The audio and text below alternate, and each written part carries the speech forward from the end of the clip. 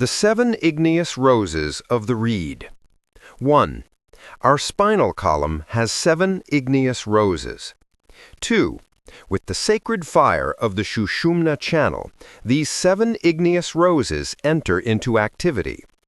3. This sacred fire is engendered when the solar and lunar atoms of our 2 ganglionic cords come into contact. 4. In the East, these 2 sympathetic cords are known as Ida and Pingala. 5. Ida and Pingala function along the curved surface of our spinal medulla, where the Sushumna channel is located. 6. These 2 sympathetic cords are our 2 witnesses, our 2 olive branches, and the 2 candlesticks that are before the God of the earth. 7. These 2 cords emerge from the center of the sacrum, which is called the triveni of the medulla oblongata. 8.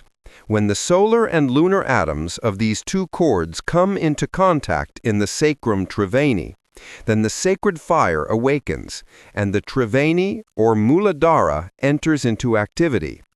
This is the church of the coccyx, which has the power of opening the prosthetic or fundamental chakra. 9. The vertebral column is known by the Hindus as Brahmadanda, or the staff of Brahma. It is also symbolized by the bamboo reed with 7 knots that the yogis from India carry. 10. The Sushumna channel, together with the 2 sympathetic cords, are symbolized by the bamboo reed with 3 knots that the trans-Himalayan yogis use. They continuously reunite at Lake Manasarovar. This is why they are known as Tridandins. This is what the Brahmanic thread of the 3 vital layers of pure Akasha symbolizes. 11. The right ganglionic cord corresponds to the right nasal cavity. The left ganglionic cord belongs to the left nasal cavity. 12. The right ganglionic cord is solar, positive. The left ganglionic cord is lunar, negative. 13. When the solar and lunar atoms of the Brahmanic cord come into contact in the center of the sacrum triveni, then the Kundalini enters into activity. It then opens its way towards Brahmarandra, which is the frontal fontanelle of a newborn, in order to shine brightly in the middle brow, neck, and heart, in successive order. 14. The seat of Brahma is in the heart. The heart is the seat of Atman, Buddhi, Manas. The spiritual man resides in the heart. 15. The first serpent that corresponds to the physical body reaches only to Brahmarandra in order to shine with splendor in the frontal chakra. This center has 96 rays, and it shines in the middle brow with the sacred fire. 16. The second serpent that corresponds to the ethereal body reaches only to the middle brow. However, the 5 other serpents must inevitably reach the heart. 17. The third center enters into complete activity when the Kundalini lights the 3rd igneous rose. 18. The chakra of the heart has 12 petals. 19. The 4th igneous rose opens our igneous wings and is intimately related with the sense of touch. 20. The 6th igneous rose opens our chakra of the thyroid, which is related with the esoteric ear. 21. The 6th igneous rose belongs to the 32nd vertebra of our spinal column. This is the 2nd highest chamber of the head, and it opens the frontal chakra that gives us clairvoyance. 22. This center has 96 rays, and it shines in the middle brow with the sacred fire. 23. The frontal chakra is the organ of vision in the psychic plane. This organ resides in the pituitary gland, which has 7 types of hormones. 24. The 7th igneous rose corresponds to the pineal gland. 25. The pituitary gland is only the instrument or the carrier of the light of the pineal gland. 26. In the woman, the pineal gland corresponds to the uterus and its pendicles with the fallopian tubes. In the man, the pineal gland is found intimately related with the sexual glands. 27. We now explain to ourselves why this chakra cannot enter into activity in fornicators. Any sexual decline is reflected in the pineal gland. The entire majesty of God is expressed in the seventh igneous rose. This seventh igneous rose is the crown of the saints, and it has 1,000 petals of indescribable splendor. Our brain has 7 cavities, and our heart also has 7 centers. These 7 cavities of our brain correspond to the 7 scales of the divine harmonies and are occupied by pure akasha. The psychic mental man resides in the head with his 7 gates, and Atman Buddhi Manas, the heavenly man, resides in the heart. We must unite the mind with the heart by means of the fire. The chalice and the heart must march in complete equilibrium. This is possible only by uniting the head and the heart by means of the fire. The brain circumvolutions have been formed by the Argentine armor of the mental body.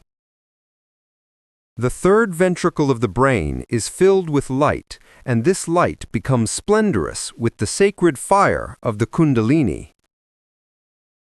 The 6th cavity belongs to the pineal gland. The pineal gland, or crown center, is a rounded body of 6 to 8 millimeters in length. It possesses a reddish-gray, obscure color and is connected with the posterior part of the third ventricle of the brain. It has 2 very fine and beautiful medullar fibers in its base that diversely direct themselves towards the optic thalamus. The pituitary body is found connected to the pineal gland by a very fine capillary channel which disappears in the corpse. The pineal gland is surrounded by a very fine and tiny sand. This tiny sand is the acerbulus cerebri, the concreteness of the mental body and the efficient instrument of the mind. The 7 capital chakras that govern the 7 plexus reside in the head. When the mental body has been totally Christified by the 4th serpent, it converts itself into an efficient instrument for the innermost. The real being utilizes the mind as an element of regulation and control for the 7 astral plexes. The mind controls its plexes by means of the 7 capital chakras of the brain. The solar plexus is our brain of emotions, and when entering into activity, it awakens the hepatic and splenic plexes. The heart represents our divine triad. The hepatic and splenic plexes represent our inferior quaternary. Esoterically, the solar plexus is the brain of the stomach, in which we place Saturn, which is the sun of our organism. The spiritual devotees of all schools have studied the astral chakras, but they have never studied the 7 candlesticks of the mental body that glow in the fire of the Arhat. Our chakras are septual in their constitution, as well as in our sacred serpent and our Brahmanic cord. The 7 igneous roses of our spinal medulla are also septual in their internal constitution.